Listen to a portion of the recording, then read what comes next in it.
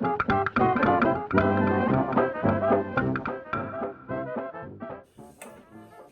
everybody, welcome back to the channel. Today we are going to be doing another episode of Depression Era Baking, and today we are going to be making tomato soup cake.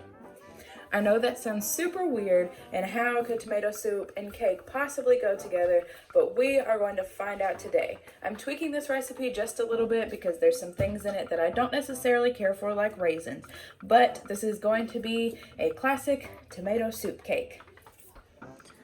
We are going to be preheating our oven to 350 degrees. Let's go ahead and get that started. And while that's preheating, we're going to start on our cake mix.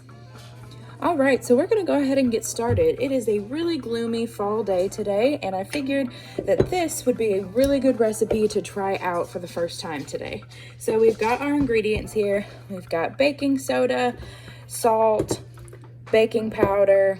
It calls for pumpkin pie spice, but I don't have any on hand, so I'm just going to be using ground clove, ground nutmeg, and ground cinnamon.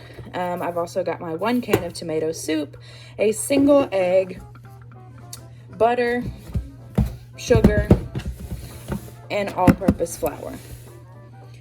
All right, so the first step of this is you're going to take a medium to large size bowl. You want it to be sure that it's plenty big enough to hold what we're about to do. So Ellie, go ahead and give me the tomato soup. I've got my little sous chef over here who's gonna help me. So you just wanna take your can of tomato soup, open it up, and pour it into this bowl. Just like that. Now, you take the baking soda, and you're going to take 1 1/4 teaspoon of baking soda and add it into your tomato soup mix. Mixy. Now you just want to take a whisk and mix it all together. All right, after you are done mixing, it should look like this. Your soup is going to foam up, so we're just going to set this to the side for the moment. All right, so our next step is we're going to add a 1/4 cup of butter that has been softened into this bowl, and we're going to add our sugar, which is 1 cup. So here's 1/2 cup, and there's our oven preheated, and 1 cup. And now we are just going to combine this until it is mixed together.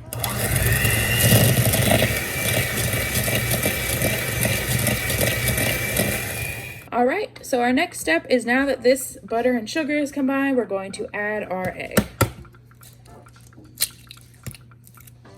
Just like that, and now we are going to mix again. Now that our egg is mixed into our butter and sugar, we are going to add our tomato soup mix. So let me go ahead and get out a spatula, and we're gonna go ahead and pour this in. Now remember, this is just tomato soup and baking soda to make it frothy. And now we're going to mix again. All right, so now that is all combined and it looks absolutely disgusting, we are going to add our flour. This is 1 1/2 cups of flour. And we're also going to add our spices. I'm not really measuring, I'm just kind of feeling it. I like a lot of cinnamon and things, so I'm gonna add a lot of cinnamon. Gonna add a little bit of nutmeg. And a little bit of ground clove. You don't want to use too much clove because it's a very overpowering taste. All right, so to this mix, we're also going to add 1/2 teaspoon of salt. This is a 1/4 teaspoon, so I put 2 in there. And our baking powder,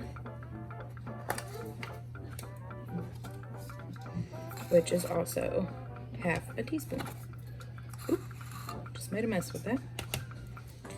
And we're just going to fold this mixture together until it is well combined. I don't want to use the mixer because it's really easy to overmix batter, and at this stage I don't want to mess it up. So I'm just going to use this rubber spatula to make sure everything is well combined. All right, so now that that is all mixed up, we're going to take this loaf pan that I have buttered already and pour it into here.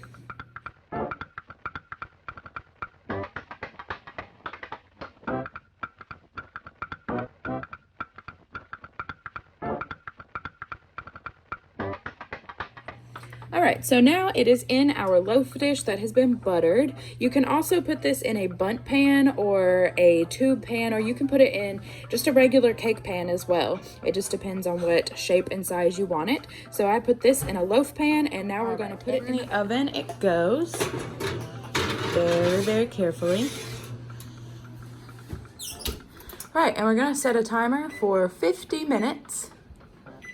And we'll come back in 50 minutes and see what it looks like. Okay, so this smells absolutely amazing. It still has 27 minutes left, but it is making my house smell so good. I'm so excited to try this. All right, so we're gonna go ahead and cut a piece of our tomato soup cake. So it looks like it pretty well released from the edges. I buttered it really good, so let me go ahead and get a plate to put this on, and I will be right back. All right, so I'm gonna flip this out of here, or try to. Whoop! There we go, let's flip it over. And you can top this with a cream cheese icing or with some powdered sugar, but I'm just gonna try it like it is. So I'm gonna go ahead and cut a piece off of the end. This smells delicious. All right, so this is what the inside of it looks like. This is my piece right here. And we're gonna go ahead and give it a taste. All right, so we're gonna go ahead and taste our tomato soup cake. It smells like a spice cake. It smells very like Christmassy, holiday. It smells delicious. So let's go ahead and give this a taste.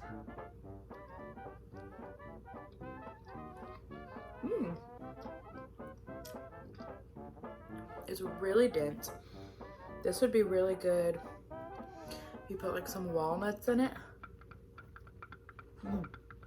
Yes. Or maybe like some apple pieces. This is delicious. Definitely give this a try. It is so good. All right, so that is tomato soup cake. Is this something that you think you would try? Did it turn out how you thought it would turn out? This is a very interesting recipe that I was a little bit scared to try because tomato soup cake does not sound appetizing at all, but it is absolutely delicious. I 100% recommend that you try it. If you've never made it before, please make it. It is so good. It would be really good for Thanksgiving or Christmas. So let me know if you try it out and tell me how you like it. I really enjoyed it. It was really fun to make and it was really delicious. I'm definitely gonna have to hide this from my family or they're gonna eat all of it.